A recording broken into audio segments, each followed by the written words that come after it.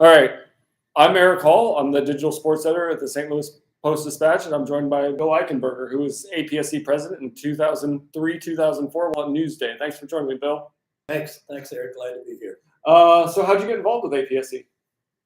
I'm trying to think of how I first heard about it, but I immediately knew that it was an organization I wanted to be involved in.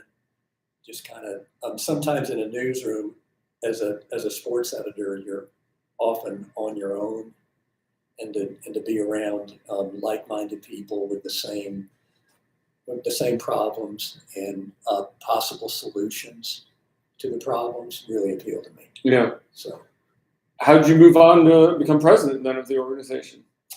My approach to APSE always was, I said yes to whatever they asked me to do. So that was pretty much it. Yeah. And they, as you well know, in APSE, if you find somebody willing to actually do the work, you'll be put to work. So I volunteered. I remember I was telling Malcolm Moran earlier that John Rawlings came up to me and he wanted me to do a report on the United States basketball writers at the 1990 Final Four in Denver. And I've been in APSE about 3 or 4 years. I was in Macon, Georgia. And so I go out there and who do I interview but Malcolm, who was then the president of APSE, the president of the United States basketball writers. And we were counting the years. I think that was 32 years ago. So I've been doing this a long time. Yeah. So, and it's just, at the APSE convention when I was working in New Orleans, Marvin West, who worked for Scripps Howard, which I don't even think Scripps Howard exists anymore, but he was the head of sports for Scripps Howard, and I barely knew the guy. And he came up to me at that convention and just said to me, Bill, you're going to be the president of this organization someday. And I'm going, what? You have the wrong guy? So, but it like put that idea in my head, and I've really tried to do that over the years when I see people that have potential, because I think a lot of people sell themselves short, and they need somebody that's been down the road to tell them, you can do this too. You can maybe do it better than I did it. Yeah. So, yeah. What are some things you're proud of when you were president and what you accomplished there? Well, it was a whole different era in the newspaper business. I think we can ask Jim Jenks, because I did the Philadelphia convention with Jim, but I think we had 138 people at the convention. Wow. So, and it was right before the downturn, and was really proud of the program that we put on there. I was a big fan of the movie Remember the Titans, and so I had the real life Herman Boone come, along with Richard Lapchick and Herman Willingham, who was then the coach at Notre Dame, and Damon Evans, who was the African-American athletic director at Georgia, which is my alma mater. And we had a great panel just talking about the challenges they faced, and the progress we made and the progress we still needed to make. And we just had a really, really good convention. I was very pleased about that. And one of my main initiatives was something called the Sports Management Institute, which has survived sort of. That's one thing that's frustrating about APSE. Glenn, the convention coordinator, and I talk about this a lot, is you can't when you change leadership every year, it's hard to keep something going. Yeah. Because somebody comes in, they don't have the same priority for it that you do. But we had a Sports Management Institute, and I paired up Mike Sherman, who you know, with Glenn in Minneapolis, and I had 3 sets of people that I think really benefited from that. And the idea was to continue it, but it kind of petered out after a few years. So, but that's still kind of living on with the mentor-mentee program. Yes, yeah, because I think to me, that was always the most valuable thing about APSE was learning from people that were a lot more experienced than I was. So that was always what I remember the the first contest judging I went to was in 1986 in Tampa. And my contest chair was Bill Dwyer of the LA Times. And I was scared to death. What am I doing? And this, how that works. What am I doing with this guy? And like, I must admit that when we first started passing the stories around, everybody was putting the plus or the minus on the back of the story. I would glance at it to see what, am I on left field? But I soon found that what was on there was really what I agreed with anyway. So, yeah. You've worked on and been a part of a lot of conventions, obviously going back to 1986. What are some other memories of conventions and conferences that stick out to you? Well, I mean, a guy that was really, really pivotal for my involvement in APSE and in my career was Ed Storin. He took a real interest in me and helped me so much in my career, dropping my name for jobs, which I would have never been considered for otherwise, and was always there for me, a mentor, and one of my biggest cheerleaders.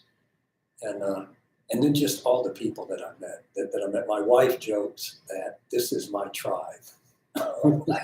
She doesn't really like to come to these things because it's my people. These are my people, and it really is, because we're all basically, we're all similar. We probably all do this for nothing, although we don't want to tell our bosses that, but right? Yeah. I mean, it's something you've always wanted to do, and just been really, really lucky to be able to do it. Yeah. You've moved into the executive director role now for a little bit. How did you come into that role, and how has that process been? Tim Stevens asked me to do it, and I said yes. That's how it works. Yeah. So that's always my fallback, is if I was asked to do something, I said yes. Yeah. And it's been fine. I think like Glenn and I are a real good pair. Yeah. We have different strengths and personalities. Yeah. So, and I really enjoy working with him and his wife Sybil. So that's how it happened. Yeah. You talked a little bit about what Ed Storin did for you. What has APSE meant to you professionally? Oh gosh, I mean, you never know how you compare to other people in the business. I was in Macon, Georgia, and I didn't know if what I was doing was right or wrong or good or bad. And you start coming to these judgings, and people praise you and say, "Boy, you really got a good idea." And I went to API early in my career, and that was really eye-opening too. That was very good. Steve Doyle, who was a sports editor in Orlando, was there, and had some high praise for some of the stuff I was doing in Macon, which you really don't know how it plays, And so I mean, that really helped me to kind of raise my sights on my career. Yeah. Like, I think I can maybe accomplish something in this business. So, what advice would you have for future presidents of APSE? Have one thing you really want to get done, and focus on that. I mean, it's very easy to get pulled in a bunch of different directions, like in your job in general. Like have a top priority or two, and just focus on that, and try to set it up in a way that it's going to carry on after you leave. That can be hard, because the person coming behind you may have a whole different idea. Yeah. But focus on one thing at a time, and like, don't be afraid to ask people to do things for you. Yeah. Which is another thing I've learned. I've learned as a manager. I was way too hands-on early in my career, and I was burning myself out. And you've got to trust your people, and you've got to let people do their jobs. So, and the same thing in APSE. Yeah. You're executive director now, obviously, of APSE, but what are you doing professionally now? I'm the assistant managing editor for sports for the Las Vegas Review-Journal. Fantastic sports market. This is like icing on the cake for me. I mean, I'm 68 years old, so most of my colleagues have long since retired. But I had a break as a as an editor. I left Newsday in 2007, been there for 8 years. And I did a bunch of different things for like 8 or 10 years. I went back out in the field. I was a New York City bureau chief for sporting news, which sounds really impressive, but I was one person bureau. So I was, but I covered sports in New York for 2 years, and I was the only person up there for sporting news. So I was everywhere. Yeah. And it was hilarious. You'll appreciate this. I'd be sitting in the Yankee Stadium press box, the phone would ring, the guy next to me, hang up, and he'd say, "Man, my editor, he doesn't understand. Alex Rodriguez is not available before the game. These guys in the office don't know what they're talking about. So, but it was great. It really made me a better a much better manager and editor because I had firsthand experience of all the challenges they were facing. Yeah. So, yeah. Is there anything else you want to add about your involvement with APSE or anything else about memories from the organization? Gosh, I'm trying to think. There's just a lot of people. I've worked with such great people that I met and have probably got jobs through APSE. Tim Ellerby in New Orleans was a really talented editor. We were very contest focused there. That was the first place I ever worked where we really thought about the contest. And that was a lot of fun. And again, a great sports market. And Tim was a really, really creative guy, fun to be around.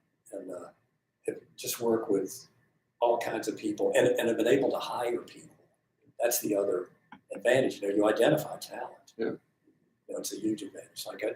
I'm grooming now, hopefully, a guy that's going to take my place at the Review Journal someday. And he was telling me the other day, because I asked him if he would judge, remotely this year. And at first he said, well, I wasn't going to do it. And then I said, well, if I'm going to one day ascend, I probably should expand my acquaintances in the business. And he should. So, but I like working with young people. I teach on the side in college as I have time.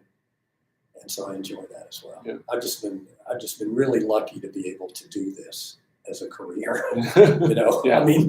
It has its ups and downs, but it's just been a great ride. Yeah. All right. Anything else you want to add? I don't think so. All right. Thanks, Bill. Thank you. Thanks so much.